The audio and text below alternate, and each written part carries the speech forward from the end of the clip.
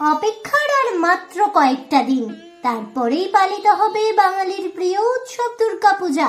ইতিমধ্যে অবশ্য ঢাকি কাঠি পড়ে গিয়েছে, শুরু হয়ে গিয়েছে দিন গোনা। জানেন 2024-এর দুর্গাপুজোয় দেবীর আগমন ও গমন কিসে হবে এবং এর ফলাফল কি হতে পারে, সবটাই জেনে নিন আমার আজকের এই ছোট্ট ভিডিও থেকে। নমস্কার বন্ধুরা, অজানার পথের নতুন পর্বে আপনাদের সকলকে স্বাগত জানাই। 2024-এর দুর্গাপুজোকে ঘিরে দিন গোনা প্রায় শুরু হয়ে গিয়েছে বাঙালির। জগন্নাথের রথযাত্রার দিন থেকেই দেবী দুর্গার আগমনের বার্তা ধ্বনিত হয় চতুর্দিকে। বিশেষ এই দিনে বহু পুজো কমিটি সেরে ফেলেন খুঁটি পুজো। আসলে বাঙালির সবচেয়ে প্রিয় উৎসব হলো দুর্গোৎসব, সেই কারণেই তো দুর্গা পুজোকে ঘিরে এক আলাদা আনন্দ দেখা যায় বাঙালিদের মধ্যে। কেবলমাত্র বাঙালিরাই নন, দুর্গাপুজো উপলক্ষে মেতে ওঠেন সকল সম্প্রদায়ের মানুষজনই। ফের একবার দিকে দিকে প্যান্ডেল বাঁধার চেনা ছবি চোখে পড়ে। ঠাকুর আসা আর তারপর কাশের বনে দোলা লেগে যায়। শিউলি কুড়োনোর ভোরে বাঙালি উঠে অপেক্ষা করে মহালয়ার স্তোত্রপাঠ শোনার। মন ছুঁয়ে যাওয়া এই সমস্ত ঘটনা ঘটতে আর বেশি দিন নেই, হাতে গোনা আর কয়েকটাই দিন। চলুন পঞ্জিকা মতে দেখে নেওয়া যাক 2024-এর দুর্গাপুজোয় মা দুর্গার আগমন ও গমনকে ঘিরে কি প্রভাব পড়েছে। চলতি বছরের দুর্গাপুজোয় মহালয়া পড়েছে আগামী 2রা অক্টোবর, সেদিনটি বুধবার। তারপর 8ই অক্টোবর থেকে শুরু পুজো। মহাপঞ্চমী পড়েছে 8ই অক্টোবর 2024 মঙ্গলবারে। 9ই অক্টোবর 2024 পড়েছে মহাষষ্ঠী, এদিনটি বুধবার। সপ্তমী পড়েছে 10ই অক্টোবর বৃহস্পতিবার। অষ্টমী তিথি 11ই অক্টোবর শুক্রবার। 12ই অক্টোবর পড়েছে নবমী, এই দিনটি শনিবার। এরপর দশমী তিথি 13ই অক্টোবর 2024 রবিবারে।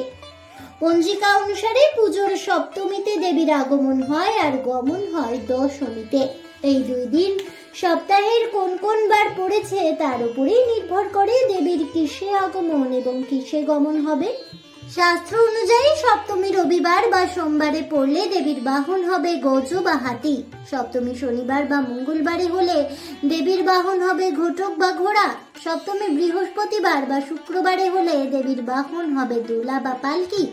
সপ্তমী বুধবার হলে দেবীর বাহন হবে নৌকা। একইভাবে দশমী রবি বা সোমবার হলে দেবীর বাহন হবে গজ।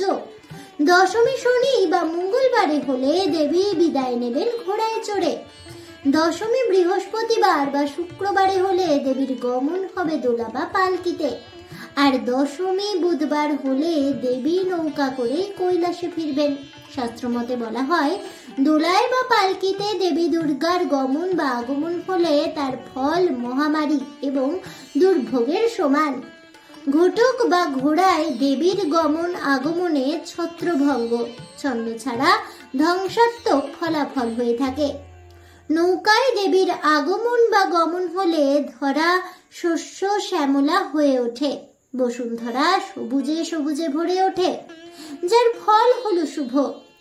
গজে বা হস্তিতে দেবীর গমন আগমন হলেও শস্যপূর্ণ বসুন্ধরা থাকে, ফলে ভালো ফসল উৎপাদন হয় চতুর্দিকে, যার ফল অত্যন্ত শুভ। চলতি বছরে অর্থাৎ 2024 সালে দোলায় বা পালকিতে চড়ে বাবার বাড়ি আসবেন দেবী দুর্গা। অর্থাৎ দেবী দুর্গার আগমন 2024 সালে দোলা বা পালকিতে। শাস্ত্রে উল্লেখ রয়েছে দোলায়াং মরকম ভবেত, অর্থাৎ যার অর্থ হলো দোলায় আসা মরক তুল্য বা মহামারীর ইঙ্গিত দেয়, যার ফল শুভ নয়। এতে বিপুল দুর্ভোগ এবং দুর্যোগের সম্ভাবনা থাকে। এবার চলুন জেনে নেওয়া যাক কৈলাসে কোন বাহনে চড়ে পাড়ি দেবেন দেবী দুর্গা, অর্থাৎ দেবী দুর্গার গমন কিসে হবে। চলতি বছরে অর্থাৎ 2024 সালে দেবী দুর্গার গমন হবে গজে, অর্থাৎ হাতির পিঠে চড়ে কৈলাসে যাবেন দেবী দুর্গা। গজ হলো দেবীর সবচেয়ে উৎকৃষ্টতম বাহন। শাস্ত্র অনুযায়ী গজে জলদা শস্যপূর্ণা বসুন্ধরা।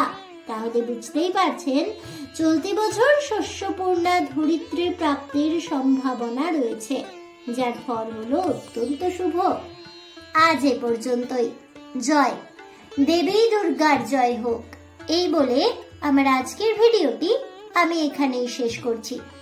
তাহলে বন্ধুরা, চলতি বছরে অর্থাৎ 2024 সালে দেবী দুর্গার আগমন ও গমন কিসে ঘটছে, কোন বাহনে চড়ে গেলে কি কি ফল লাভ হয়, সপ্তমী থেকে দশমী কোন তিথি কোন বারে পড়েছে এবং এই সপ্তমী ও দশমী তিথির ওপর নির্ভর করে মা দুর্গার গমন আগমনের কি প্রভাব পড়েছে, এছাড়াও এর ফলাফল কি হতে চলেছে, শুভ নাকি অশুভ, সেই সমস্ত ঘটনা ও কারণ জানতে পেরে আপনাদের কেমন লাগলো অবশ্যই আমাকে কমেন্টে জানাবেন। ভিডিওটি ভালো লেগে থাকলে লাইক শেয়ার করতে ভুলবেন না। আমার চ্যানেলের নতুন বন্ধু হয়ে থাকলে চ্যানেলটিকে সাবস্ক্রাইব করে দেবেন, পাশে থাকা বেল বাটনটি প্রেস করে রাখবেন নতুন ভিডিওর নোটিফিকেশন পাওয়ার জন্য। দেখা হচ্ছে পরের ভিডিওতে। ততক্ষণ সবাই ভালো থাকুন, সুস্থ থাকুন আর অবশ্যই সঙ্গে থাকুন আর দেখতে থাকুন অজানার পথে।